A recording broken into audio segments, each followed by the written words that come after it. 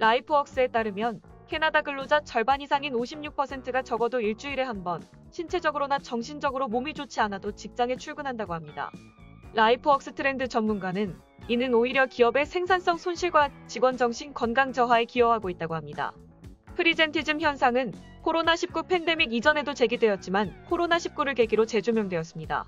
프리젠티즘이란 회사에 출근은 했지만 질병이나 스트레스로 인해 정상적인 업무를 수행할 수 없을 때 나타나는 현상을 말합니다. 회사 조직의 웰빙 문화와 직원들 정신 건강에 대한 투자가 오히려 생산성을 높일 수 있다는 데이터는 얼마든지 찾아볼 수 있게 된 것입니다. 보고서에 따르면 캐나다인의 46%는 몸이 불편할 때 일을 하지 않는다고 답했습니다. 이 그룹은 가장 좋은 정신 건강 점수를 받았습니다. 정신 건강 점수가 -40 이하인 사람들은 정신 건강 점수가 +10 이상인 사람들과 비교했을 때 생산성 손실이 27%로 추정됩니다. 직장으로의 복귀가 이어지면서 직원들의 정신 건강에 대한 세심한 주의와 집중이 더욱 요구되고 있습니다. 보고서는 재택 근무가 캐나다 근로자의 고립과 부정적인 정신 건강을 악화시키는 데도 기여했다는 사실을 발견했습니다.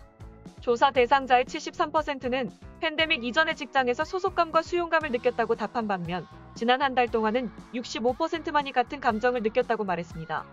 작업 현장에서 일하는 직원의 68%가 재택근무 또는 복합작업장에서 일하는 조사 대상 직원에 비해 더 큰 소속감을 느끼는 것으로 나타났습니다.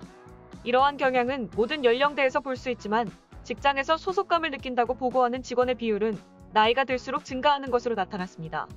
직장으로의 성공적인 복귀를 보장하기 위해서는 직장 내 입지와 관계없이 평등한 작업 환경과 소속감을 높이기 위한 혁신적인 방법이 모색되어야겠습니다. 다음 뉴스입니다. 캐나다는 인도발 직항 여행 금지를 다음 주에 해제할 계획으로 9월 21일에 해제될 예정이었던 인도 여행 금지 조항을 며칠 뒤인 9월 26일까지 연장될 것이라고 발표했습니다.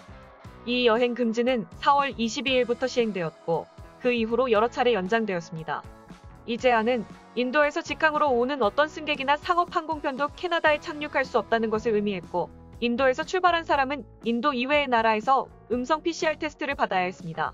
또한 해당 테스트를 받은 나라는 캐나다에서 승인한 목록에 포함되어야 했습니다. 인도 여행객들은 델리 공항의 제네스트링스 연구소에서 음성 결과를 확인해야 하고 완전히 예방접종을 받은 승객은 자신의 백신 정보를 어라이브캔 앱에 업로드해야 합니다. 시행 예정 조치들의 첫 테스트로 인도에서 출발한 직항편 3편이 9월 22일 수요일에 캐나다에 도착할 예정이며 탑승한 모든 승객들은 착륙 시 코로나19 검사를 받게 될 것이라고 합니다. 또한 환승 경로로 인도에서 돌아오는 사람들은 인도가 아닌 제3국에서 코로나19 테스트를 받아야 합니다. 다음 뉴스입니다. 코로나에 이미 걸린 적이 있다면 예방접종을 따로 또 해야 할까요? BC주 내에서만 약 18만 명이 넘는 사람들이 코로나19 양성 판정을 받았거나 받았었는데요. 의사들에 따르면 이런 사람들 중 상당수가 이러한 질문을 한다고 합니다. 이에 대해 보니 헨리 BC주 보건관은 화요일 있던 브리핑에서 그렇다고 확답했습니다. 또한 그녀는 BC주 내에서는 이미 백신 여권을 사용하고 있으며 이미 코로나 양성 판정을 받은 전적이 있다고 하더라도 백신 여권이 필요한 곳에서 면제받지는 못한다고 밝혔습니다. 이러한 방침의 이유로 그녀는 캐나다에서 그리고 나아가 전 세계적으로 항체에 대해 연구한 자료들을 참조했습니다. 자료에 따르면 코로나19에 전염된 후 나타나는 항체의 수는 사람에 따라 다양할 수 있으며 어떤 사람들은 가벼운 감염에도 면역체계가 심하게 반응하는 반면 또 어떤 사람들의 경우 면역체계의 일부만 반응할 수도 있다고 합니다. 헨리는 또한 이미 바이러스가 많은 변형을 했고 다양한 변종이 존재한다고 상기시키며 이는 인플루엔자 바이러스 예방접종을 1년마다 다시 해야 하는 것과 비슷하다고 설명했습니다. 또한 그녀는 예방접종을 통해 여러 변종 바이러스들로부터 좀 더 포괄적인 보호를 받을 수 있을 것이라고 덧붙였습니다. 현재 BC주에서는 약 80% 가까이 되는 주민들이 1차 접종을 받았으며 약 70%가 넘는 주민들이 2차 접종까지 완료한 상태입니다. 다음 뉴스입니다. 토론토시의 경제는 팬데믹이 시작된 2020년 초에 비해 다시 활발하게 돌아가고 있는 것으로 보이지만 많은 기업들이 계속해서 재택근무를 지속함에 따라 오피스 시장은 여전히 고전을 면치 못하고 있습니다. CBRE의 최근 보고서는 현재 전국적으로 오피스 수요가 얼마나 낮은지를 분석하고 있습니다.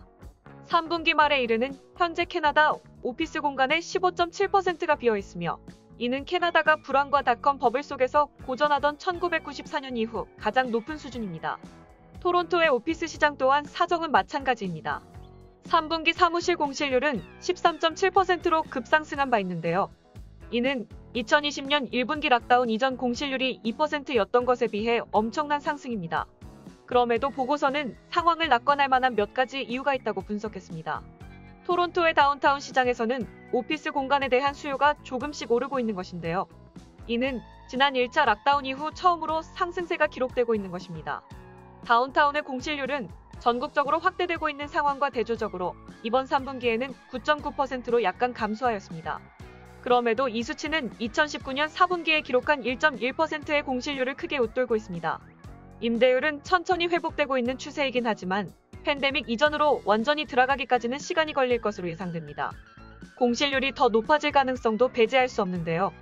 캘거리 다운타운의 사무실 공실률은 무려 32.9%에 달하고 있습니다.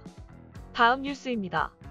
캘거리 시의회가 지난 수요일 자체 백신 여권 제도를 도입했습니다.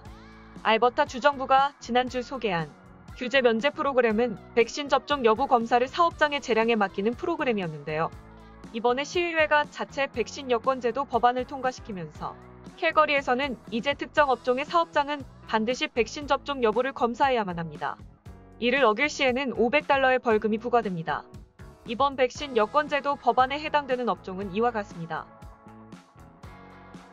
캘거리 시장 나이드 낸시는 백신 접종률을 높이기 위해 최선을 다해야 한다고 밝히면서 법안이 통과되어 백신 여권이 의무화된 이상 사업장이 느끼는 부담이 줄어들 것이라고 전했습니다. 캘거리의 백신 여권 제도에 대한 보다 자세한 사항은 캘거리시 홈페이지에서 확인 가능합니다. 다음 뉴스입니다. 수요일 알버타주에서 18세 학생이 코로나19로 사망했다고 발표했습니다. 알버타주에서 코로나19로 인한 20세 미만 사망은 처음입니다. 캘거리 의사는 학교에 대한 부실한 알버타주 정책 때문에 사망했다고 말했습니다. 이 학생은 센트럴존에 살았고 월요일인 20일에 사망했습니다. 기저질환이 있어 백신 접종을 받지 않았습니다.